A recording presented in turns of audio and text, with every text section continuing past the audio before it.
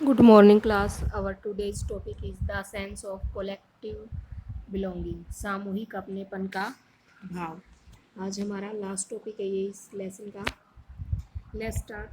Nationalism spread when people begin to believe that they are all part of the same nation when they discover some unity that binds them together. राष्ट्रवाद की भावना तब पनपती है जब लोग यह महसूस करने लगते हैं कि वे एक ही राष्ट्र के अंग हैं। When they discover some unity, they binds them together. जब वे एक दूसरे को एकता के सूत्र में पिरोने वाली साझा बात ढूंढ लेते हैं कोई। But how did the nation became a reality in the minds of people. लेकिन राष्ट्र लोगों के मस्तिष्क में, दिमाग में एक अलग ही यथार्थ का रूप कैसे लेता है, ये हम देखेंगे। How did people belonging to different communities, region or language group develop a sense of collective belonging?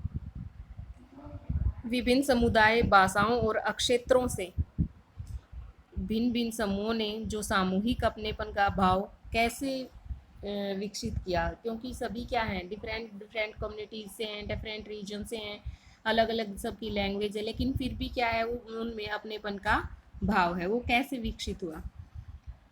This sense of collective belonging came partly through the experience of united struggle.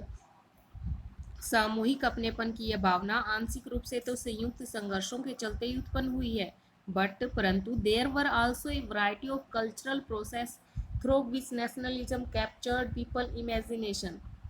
परंतु इसके अलावा बहुत सारी जो सांस्कृतिक प्रक्रियाएं भी हैं जिनके जरिए राष्ट्रवाद लोगों के कल्पना दिलो दिमाग पर छा गया है। क्या क्या है वो? History and fiction, folklore and songs, popular prints and symbols all played a part in the making of nationalism. जैसे कि लोक कथाएं हैं, गीत हैं, इतिहास व साहित्य है जिसको लोग पढ़ते हैं, चित्र है, प्रतीक है, सभी ने राष्ट्रवाद को एक राष्ट्रवाद की जो भावना है लोगों के मन में जगाने का कार्य किया है। The identity of the nation, as you know, is most often symbolized in the figure or image. जैसा कि आप जानते हैं, राष्ट्र की जो पहचान है सबसे ज़्यादा किसी तस्वीर में अंकित की जा सकती है। क्या है? This help create an image with which people can identify the nation. एक ऐसी छवि बनाना, एक ऐसी पिक्चर बनाना जिसकी सहायता से, जिसके जरिए वे राष्ट्र के लोगों के मन में एक पहचान बना सकें। मान लो हम शिव जी भगवान को पूछते हैं, तो अगर शिव भगवान का नाम लेते हैं तो उनकी तस्वीर अलग हमारे दिमाग में आती है। अगर कृष्ण भगवान का नाम लेते हैं तो उनकी तस्वीर अलग आती है। जैसे भारत को हम भारत माता बुलाते हैं तो क्या है, एक माँ की तस्वीर सामने आ जाती। तो ये इसलिए कह रहे हैं कि नेशन को, राष्ट्र को एक छवि का रूप देने, एक किसी न किसी चित्र को में प्रदर्शित करने की आवश्यकता है जिसके प्रति लोगों की मन की भावनाएं जुड़े। It was in 20th century with the growth of nationalism that the identity of India came to be visualized associated with the image of Bharat Mata. 20वीं सदी के राष्ट्रवाद के विकास के साथ ही भारत की जो पहचान थी वो भारत माता की छवि का रूप लेने लगी। एक भारत माता की एक मूर्ति बनाई गई, एक तस्वीर बनाई गई जो लोगों के दिलो दिमाग में छाई। The image was first created by Bankim Chandra Chattopadhyay. पहली बार ये जो इमेज बनाई गई, जो तस्वीर बनाई गई, वो बंकिम चंद्र चट्टोपाध्याय ने बनाई। In the 1870 he wrote Vande Mataram as a hymn to the motherland. उन्होंने 1870 के दशक में मातृभूमि की स्तुति के रूप में वंदे मातरम गीत लिखा। Later it was included in his novel आनंद मठ and widely sung during the स्वदेशी movement in बंगाल। और बाद में उन्होंने ये जो गीत था, ये जो सॉन्ग था, अपने उपन्यास आनंद मठ में भी इसको शामिल किया। और बंगाल में जब स्वदेशी आंदोलन चल रहा था तो ये गीत खूब गाया गया था, ये गीत खूब गुनगुनाया गया था। Moved by the Swadeshi movement, Abindranath Tagore painted his famous image of Bharat Mata. और स्वदेशी आंदोलन की प्रेरणा से ही अबिंद्रनाथ टैगोर ने भारत माता की जो छवि है उसको चित्रित किया था, उसको बनाया था। In this painting Bharat Mata is portrayed as an ascetic figure. और इसमें भारत माता की छवि जो है इस पेंटिंग में एक सन्यासिनी के रूप में दिखाई गई, एक संत के रूप में दिखाई गई। सी इज काम, कंपोज, डिवाइन एंड स्पिरिचुअल। वो क्या है? गंभीर हैं, शांत लग रही हैं, आध्यात्मिक गुणों से भरी हुई लग रही हैं। इन subsequent years the image of Bharat माता acquire many different forms। और समय बीतने की पर जब इस छवि को बड़े पैमाने पर तस्वीरों में उतारा जाने लगा तो अलग अलग कलाकारों ने अलग अलग छवि इसकी बनाई, क्योंकि जो भी अपने हिसाब से बना रहे थे वो अपने मन के अकॉर्डिंग ही इसको बना रहे थे, लेकिन छवि किसकी रही? एक औरत की रही, एक माता की ही रही। Devotions to the mother figure came to be seen as evidence of one nationalism।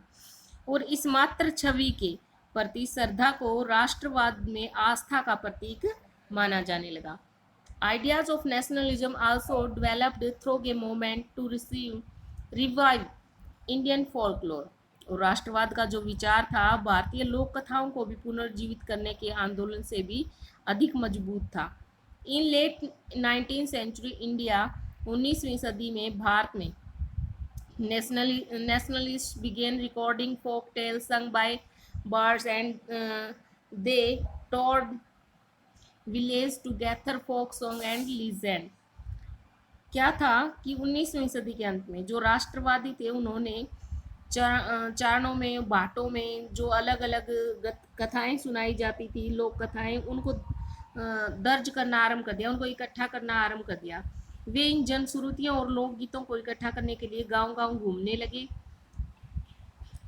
अलग अलग गांव घूमने लगे। दीज टेल्स दे बिलीव्ड, वो विश्वास था उनका कि जो ये कथाएं हैं, जो ये कहानियां हैं, give a true picture of traditional culture that had been corrupted and damage by outside force. कि जो ये कहानियां हैं, जो ये लोक कथाएं हैं, वो उस परंपरागत संस्कृति का सही तस्वीर पेश करती जो बाहरी ताकतों के प्रभाव से दूषित और भ्रष्ट हो चुकी हैं। It was essential to preserve this folk tradition in order to discover one's national identity and restore a sense of pride in one's past।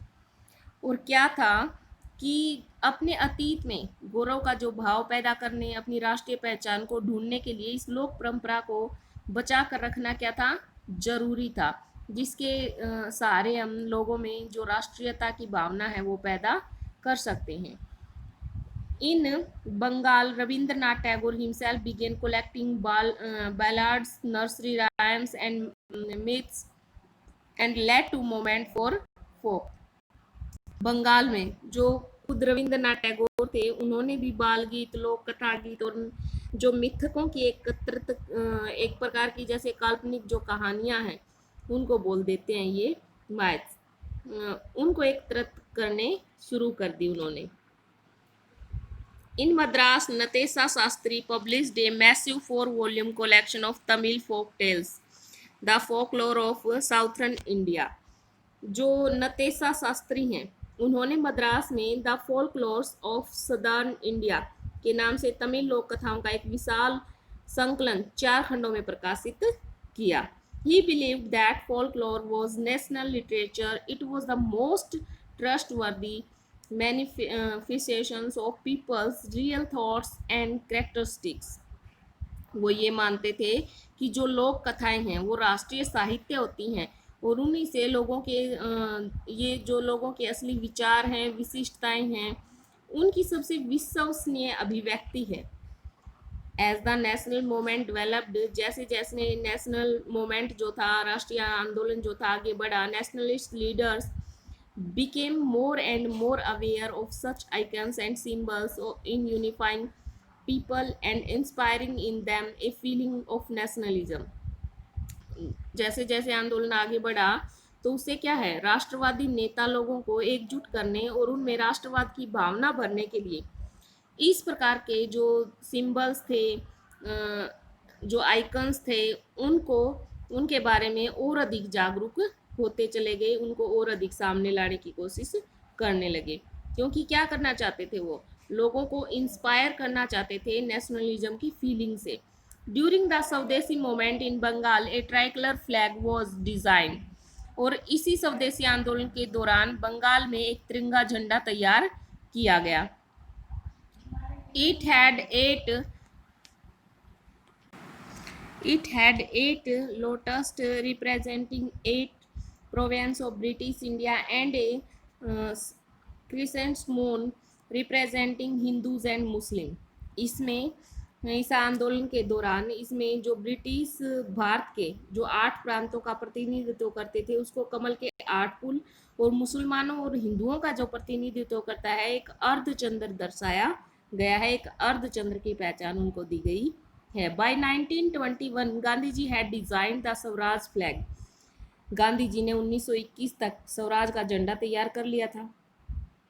It was again A tricolour, red, green and white, and had a spinning wheel in the centre representing the Gandhian ideal of self help.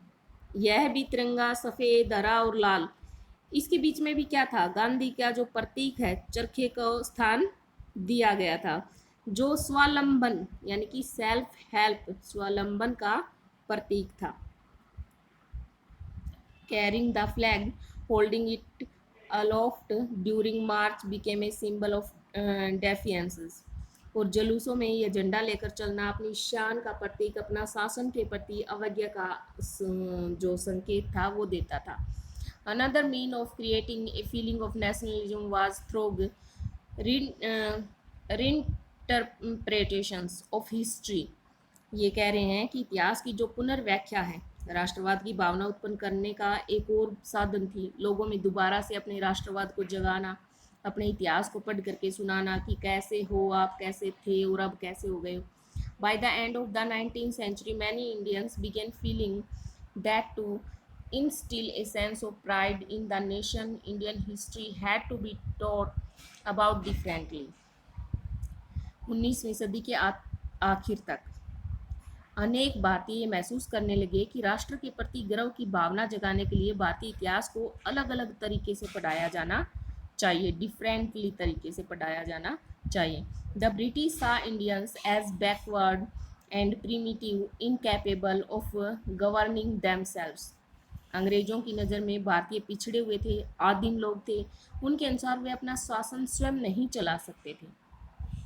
In response Indian began looking into the past to discover India's great achievement. इसके जवाब में भारत के लोग अपनी महान उपलब्धियों की खोज में अतीत की ओर देखने लगे, कि पास्ट को अपने ढूंढने लगे। They wrote about the glorious development in ancient time when art and architecture, science and mathematics, religion and culture, law and philosophy, crafts and trade had flourished। उन्होंने उस गौरव में जो इतिहास था, जो प्राचीन युग था, उसके बारे में लिखना आरंभ कर दिया, जैसे जब कला और वास्तुशिल्प, कानून और दर्शन, धर्म और संस्कृति, विज्ञान और गणित, हस्तकला और व्यापार फ्लोरिश हो रहे थे, फल फूल रहे थे। उस समय को उन्होंने लिखना आरंभ कर दिया ताकि उसको लोग पढ़ सकें। The glorious time in their view was followed by A history of decline when India was colonised. उनका कहना था कि इस महान युग के पश्चात पतन का समय आया और भारत को गुलाम बना लिया गया ब्रिटिश के द्वारा। These nationalist stories urge the leaders to take pride in India's great achievement in the past and struggle to change the miserable conditions of life under British rule। इस राष्ट्रवादी इतिहास में पाठकों को अतीत में भारत की जो उपलब्धियां हैं, जो महानता है, उन पर गर्व करने और ब्रिटिश शासन के तहत जो दुर्दशा है उनकी, उसे मुक्ति के लिए संघर्ष करने का रास्ता अपनाने के लिए अर्ज किया, लोगों को आह्वान किया, प्रार्थना की। These efforts to unify people were not without problem. और लोगों को एकजुट करने के इन प्रयासों को कि अपनी समस्याएं थी, अलग अलग समस्याएं थी, कुछ प्रॉब्लम्स भी थी. When past being glorified was Hindu, when the images celebrated were drawn from Hindu iconography, then people of the other communities felt left out. क्या होता था कि जब वो गौरवगान किया जाता था, गुणगान किया जाता था पुराने पास्ट का, तो हिंदुओं का वो अतीत था, और जिन छवियों की मदद ली जा रही थी वो हिंदू प्रतीक थे. इसलिए जो दूसरी कम्युनिटी के लोग थे वो क्या अपने आप को पिछड़ा हुआ महसूस करने लगे. अब है कंक्लूजन, ध्यान से देखना. A growing anger against the colonial government was thus bringing together various groups and classes of Indians into a common struggle for freedom in the first half of the 20th century. अंग्रेज सरकार के विरुद्ध बढ़ता गुस्सा विभिन्न भारतीय वर्गों और समूहों को स्वतंत्रता के साझा संघर्ष में खींच रहा था. Mahatma the Congress under the leadership of Mahatma Gandhi की लीडरशिप में, नेतृत्व में जो कांग्रेस है, try to channel peoples grievances into organised movement for independence. लोगों को एकता के सूत्र में बांधने का, एकता के सूत्र में बांधने के लिए जो परेशानियां थी, उसमें कांग्रेस ने लोगों की जो परेशानियां थी, असंतोष था, स्वतंत्रता के संगठित आंदोलन में समाहित करने का प्रयत्न किया. जो भी प्रॉब्लम को दूर करने की उन्होंने कोशिश की. Through such movement the nationalist try to force a national unity. और उन्होंने आंदोलन के जरिए सारे देश को एकता के सूत्र में बांधने का प्रयत्न किया. But as we have seen, diverse groups of classes participated in these movement with varied aspiration and expectations. उन्होंने क्या किया कि सबको एक सूत्र में बांधने की कोशिश की, लेकिन जैसा कि हमने देखा कि इस आंदोलन में भाग लेने वाले जो अलग अलग वर्ग और अलग अलग समूह के लोग हैं, उनकी क्या थी, अलग अलग अपेक्षाएं थी इसके प्रति और अलग अलग आकांक्षाएं थी. As their grievances were wide ranging, freedom from colonial rule also meant different things to different people. और क्या था कि जो अलग अलग लोग थे वो अलग अलग चीज़ें चाह रहे थे, इसलिए लोग क्या हो गए, बिखरने लगे. The Congress continuously attempt to resolve differences and ensure that the demand of one group did not alienate another. और कांग्रेस के नेता ये देख रहे थे कि जो एक तबके की मांग है वो दूसरे तबके को अफेक्ट ना करे. This is precisely why the unity within the moment of unbroken down. क्या था कि जो आंतरिक टकराव थे, इसके कारण जो ये आंदोलन था ये बिखरता जा रहा था, बिखराव हो रहा था इसमें. The high points of Congress activity and nationalist unity were followed by the phases of the disunity and inner conflict between groups. राष्ट्रीय जो एकता के शिखर को छूने के पश्चात भी जो आंतरिक टकराव थे वो बिखराव के चरण तक आ गए. In other words, what was emerging was a nation with many voices wanting freedom from colonial rule. अंत में हम कह सकते हैं कि जो राष्ट्र उभर रहा था वह औपनिवेशिक शासन से मुक्ति की चाह रखने वाली बहुत सारी आवाज़ों का एक पुंज बन गया था. सारे सभी जो तबके थे वो क्या चाह रहे थे कि जो ब्रिटिश लोग हैं उनसे आज़ादी मिल जाए. सो स्टूडेंट्स, आज हमने हमारा लेसन कंप्लीट किया.